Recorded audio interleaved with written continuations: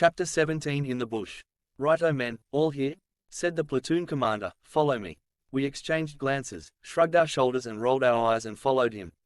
I knew where we were going, up towards that hill in the distance. It was easy going at first along a disused fire trail, and as the incline increased so did ours. We hunched over so that our chins were closer to the ground than before, a bit like a motorcycle rider tilting against similar but different forces of nature. Although we thought our packs were heavy, I hadn't experienced heavy yet. We'd stop every now and then and just stand there for a while, then we'd take off again. I was simply following the guy in front. I had no idea how long the trek was going to last, it just seemed to go on and on. Then as we gained height we stopped again, this time for what seemed to be quite a long while. I decided to sit down and take the weight off my back. In front of me, to the left of our direction of travel, I could see down the hill along a little valley. It looked quite nice and peaceful. Off to my right I could see a couple of guys up ahead, they too were sitting just like me. It was hot and the ground was dry, sending heat thermals up towards my face. I took my hat off and mopped my brow. I noticed can cream on my sweat rag, so I wondered how much was still on my face. I heard the platoon commander's voice as he spoke to the bloke next to me. Then he was at my feet. "And the same goes for you too, Private Kavanagh." "What's that, sir?" I asked. I must have seemed surly. The platoon commander responded with a threatening gesture. He was standing in front of me, slightly bent over, his feet were apart and he was gesturing at me with his finger. His face was contorted. "You are a big target if anyone was down there," he said as he pointed down the little valley. "Get down on your guts and take up a firing position." I rolled upwards, stepped forward to the edge of a small cliff and adopted the prone position, my rifle pointing down the valley. "Get back from the fucking edge, you idiot," he shouted. "Sir, if I move back from the edge I won't be able to see down the valley, I won't be able to see anything. Just once more, Private Kavanagh." His voice trailed off as he stepped away and took his contorted face with him to berate the next soldier down the line. Where were the corporals, I thought, the guys with combat experience? This was turning out to be a circus. We had form, the platoon commander and me. Maybe he was still upset with me over a rifle range incident. We were doing a shoot where we had a few magazines filled with a certain number of rounds. The idea was for us to listen for the fire control orders and fire the required rounds into the targets. Sometimes the target went up and down a few times, sometimes they were exposed for a set time.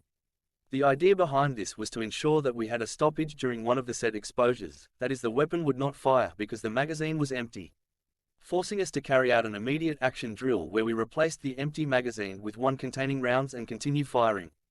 It was a good idea to put a bit of pressure on the shooter to get the weapon working again as fast as he could. Well, during the practice, I ran out of ammo and I carried out the unload and laid my weapon down. This is normal procedure at the end of a practice. Somehow I had ran out of ammo while the others were still firing. Audie noticed me and he turned towards me with the megaphone and said, "What's the problem with you, Private Kavanagh?" "Out of ammo, sir." "Did you carry out my instructions and only fire the required number of rounds?" "Yes, sir." He gave me the look as he turned away. You know the look, the slight smile, the lips stretched open across clenched teeth, the head turning from side to side and exhaling of breath so the chest and shoulders give a kind of shrug. After that practice we moved forward to another mound. "During this practice you will fire 2 rounds each time the target appears." He turned and aimed the megaphone in my direction. "Have you got that, Private Kavanagh? 2 rounds each time the target appears?" I gave him a wave and a nod of my head. He knew what I was thinking, bloody dickhead, because he was thinking the same thing. But I digress. Soon we were at our night location, a platoon in all-round defense and still no corporals. We were set down in pairs and told to face out. I was paired with Smithy, the larrikin from the central coast of New South Wales.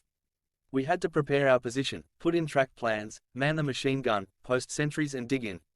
Smithy showed me the best way to dig a shell scrape, essentially a trench, as protection from being hit by small arms fire. First dig out enough for your feet, then stand in the hole and dig out the trench by using the shovel, the army call them tool entrenching, as a pick, breaking up the soil easily as it fell in on your feet. Pretty soon we were down about a foot and then used the same procedure to go another foot deeper. I was sweating profusely, it was hard yakka. Gloves and a proper shovel and pick would have been nice. Our digging was interrupted by us having to spend time at the various duties of sentry, gun and work parties for the platoon sergeant. It was getting dark. Just before dusk we stood to and changed to night routine and rostered blokes behind the machine gun. I managed to get a bite to eat but Smithy was out on sentry duty. He would be brought back at stand 2, so I got into his gear and got a meal going for him as well as a hot brew. At stand 2, the platoon commander usually came around to check up on us. Luckily Smithy was able to have a brew and a meal without being sprung, as all our gear should have been packed away. The shell scrape was great for hiding stuff. Thus began a friendship between me and Smithy. Me, a simple naive country kid, and Smithy, a seasoned larrikin. Did I tell you he was a bikie? A list was prepared showing our turn on the gun for the night. I knew where the gun pit was and I knew whom I had to wake and where his pit was. It was next to ours. At stand down, I just sat there, in my farther spot, motionless. I was fucked. The nauseating truck ride, the hump up the hill and then the digging really took its toll on my body. No sooner had I laid down than someone was prodding me for my turn on the gun. I staggered up, wrapped the horse blanket around me, grabbed my rifle and headed to the gun pit. I sat there for the next 2 hours and talked in whispers to the 2 other guys who were on the same time as me. The shifts were staggered. When I came on picket, the other guy only had an hour left of his stint and he got the other guy who then did 2 hours, one of which was with me. The night was uneventful, no probing enemy, no checking from the platoon staff, no possums, no nothing. The next morning after our morning routine we filled in our pits and moved off. The day was filled with normal infantry shit, patrolling, contact drills, that kind of thing. At 1600 we harbored up and did exactly what we did the previous night, at least the ground was softer and the digging was easier. Everything was okay until I stopped. It was then I realized how wet I was from perspiration, how my legs and feet were sore from walking and, worst of all, my hands were blistered from digging. At some time after midnight I was sitting in the gun pit. I had Smithy to my right and another digger to my left. We were doing single pickets because we lost a few blokes due to injury and fatigue. I had the horse blanket around me and I was sitting there quietly. Strangely enough I was enjoying the solitude. My aching body was testament to the fact that we had been working hard and I got a certain satisfaction from knowing that I was handling it all okay. The air was quite still, there was no breeze, I couldn't hear any animals, let alone see much in the dark. Then I spotted him. No, not the enemy, you dickhead, the platoon commander, Audie Murphy. He was walking slowly along the track plan. I recognized him instantly. Bloody hell, I knew it was him but I guessed I had better do the challenging procedure, otherwise I'd be in more shit. Halt, hands up, who's there? I said in a low voice. Audie froze mid-stride, his legs apart and his hands stretched out slightly to his side. He was not carrying a weapon, as a matter of fact I never saw him with a weapon ever. Maybe he was too young to have one. Platoon commander, was his response. My guess is he said it with that smirk he got on his face, his head moving slightly to the left and right. I couldn't see if he was wearing his cravat though. Next was the password bit, but I was feeling a little tired and I couldn't be bothered, after all I knew who it was. Pass through. He came up to me and with his finger he shot me. Bang, you are as good as dead, Private Kavanagh. Why didn't you use the password? I recognized it was you, sir. Bullshit, you're nothing but trouble, Kavanagh. Switch on, man. Do you want to get your mates killed? Do as you have been trained to do. Maybe I should have thrown a rock at him rather than botch the challenging procedure. Yes, sir. And off he stumbled to annoy the blokes in the other gun pit. Things were not going well and they were about to get worse.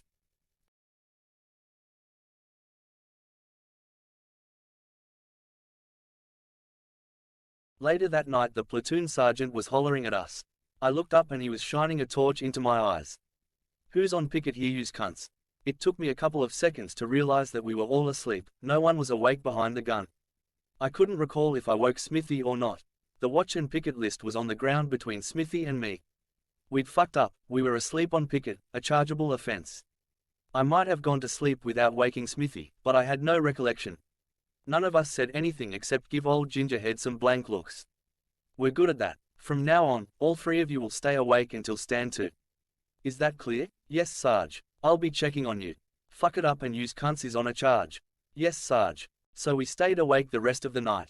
No one complained, no one blamed anyone else. We took the blame as a group because the group fucked up, it was as simple as that. It was such a stupid punishment, caught asleep so stay awake. But the platoon sergeant was a strange fellow. He was always telling war reese, which is unusual for a combat veteran. They know what combat is like, they don't feel the need to big note themselves. None of the corporals said anything about their combat experiences except to tell us the funny stuff. But the sergeant was different. His definition of the role of the infantry was to kill cunts. He was unpredictable, dangerous even. He carried out a dangerous practice involving a mortar simulator. We were out bush doing some night training when we were called by the sergeant to gather in close. Suddenly I heard a whistling sound just off to the right. As I looked towards the sound there was an explosion. Everything stopped. I was stunned. My ears were ringing and my night vision was gone because my retinas were seared by a full view of the blast only a few feet away. In addition, there was a lot of yelling, "Get down, use cunts, hit the deck, you're under attack." I don't know how many simulators he used, maybe 2 or 3, but it was chaos, chaos that he wanted and which he created by being irresponsible with the mortar simulators. It took a good 5 minutes for us to calm down. We knew he had fucked up, badly. He put the soldiers at risk by this stupid stunt. The man was a loose cannon. It was very bad. One of the corporals was wounded by the blast. The corporal had served as an infantry soldier in Vietnam. He was due to be promoted to sergeant. We liked and respected him. We would have followed him anywhere, and here he was lying on the ground. A piece of shrapnel from the simulator had hit him just above the left eye. He was very lucky not to lose an eye. I don't know if there were any investigations into this incident. I think it was all just let be, just like our going to sleep on picket, I guess. Things picked up over the next couple of days which were without incident. No incident, apart from no sleep, very little food, limited water and intense physical activity. Soon we were on the racing trucks heading back to Laverack Barracks. Whilst waiting for the trucks, I finished off the last of my rations, a can of camp pie. It wasn't long into our journey when I thought the camp pie was taking on a life of its own and wanted to depart my body. The rear flap of the truck was rolled up, so I edged my way to the tailgate. I signaled to the other blokes that I felt sick and they cleared a spot for me. I sat there waiting for the big chunder. It never came. Not chundering is worse than chundering. At least when you release the contents of your stomach, even when it comes out through your nose, you tend to feel better afterwards. I felt sick all the way to Laverack Barracks. Later, when we got stood down, had a shower and changed into civvies, we felt better even though we were knackered. We were pleased it was over and soon we would join the battalion. We had a couple of beers at the canteen and had an early night. We slept like the dead. Most of us lost half a stone in weight and I never touched camp pie again.